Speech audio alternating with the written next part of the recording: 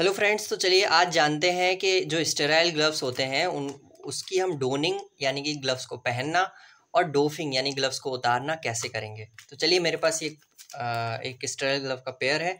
इसको मैंने tier down to ऊपर यहाँ से खोलना है, तो ये इस हिसाब से इनको ओपन किया। और अगर ये ओपन नहीं होता है तो और थोड़ा सा इसको इस तरीके से। उसके बाद ये पूरा जो स्टेराइल, अभी पूरा सब कुछ स्टेराइल अगर हम मान के चलें तो इसको हमने स्टेराइल हिस्से में पार्ट में रख लिया है मैंने। ठीक है, अब ये जो हिस्सा है ये पूरा स्टेराइल पर आ गया। ठीक है, तो अब हम क्या करेंगे, इसको जब आप ओपन करोगे तो आपको इसमें दिख रहा होगा कि राइट हैंड पे इस तरफ राइट हैंड 7 नंबर का ग्लव है और ये राइट हैंड बना हुआ है, इस तरफ लेफ्ट हैंड बना हुआ है। तो मैंने अभी ये पूरा अपने हाथ हैंड वॉश किए, जो 7 स्टेप्स होती हैं उससे मैंने अपने हैंड वॉश किए। ठीक है, उसके बाद हम इन ग्लव्स को ओपन करने पर आते हैं। ठीक है, अब तब जैसे ही मैं इसको खोलूंगा तब यहाँ पे आप देखिए कि इस पेपर को मैंने ओपन किया और इस पूरे पेपर में अभी सब कुछ स्टेराइल है। ठीक है, ये जो पेपर है पूरी तरीके से स्टेराइल पेपर है।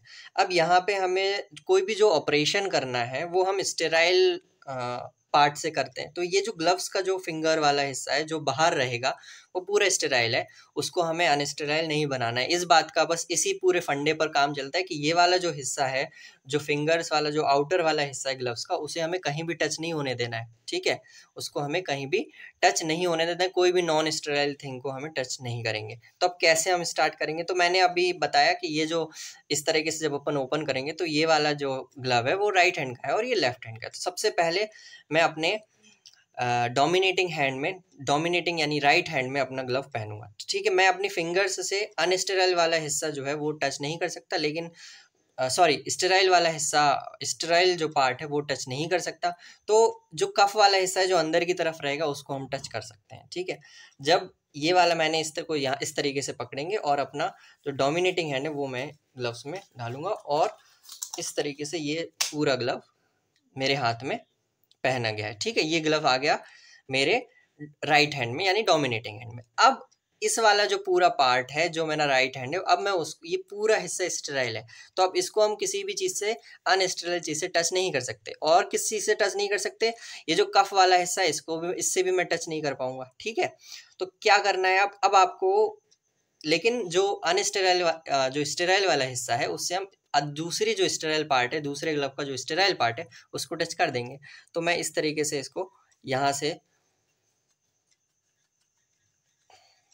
इस तरीके से इसको लेंगे और दूसरा वाला हैंड यहाँ इस तरह से डालेंगे। ठीक है,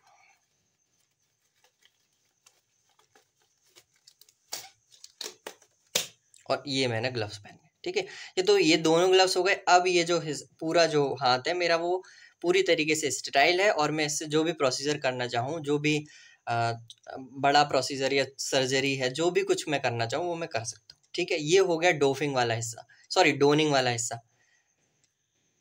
अब हमें करना है डोफिंग ऑफ ग्लव्स, मतलब ग्लव्स को उतारना है। तो अब जब पूरा प्रोसीजर खत्म हो गया तो यही जो जिसको हम स्टेराइल स्टेराइल बोल रहे थे वो पूरा ही अनस्टेराइल हो गया है। तो क्या करेंगे अब, तो अब ये जो पूरा जो हैंड है बाहर वाला हिस्से को मुझे अपने नेकेड हैंड से टच नहीं करना है, इस तरीके से ग्लव्स को उतारना है। कैसे करेंगे, तो अभी इससे तो मैं पकड़ सकता हूँ, तो यहाँ से मैंने पकड़ा और ये मैंने अपना हाथ बाहर निकाल लिया। ठीक है, तो और दूसरे ग्लव्स को इस तरीके से मैंने पकड़ लिया। अब अंदर वाला हिस्सा तो बिल्कुल सही है और उसके बाद इसको लेके ये अब इस ग्लव्स को हम डिस्कार्ड कर सकते हैं। ठीक है, तो ये पूरी प्रोसेस हो गई डोनिंग और ये जो अभी बताया वो doffing off gloves. Thank you very much.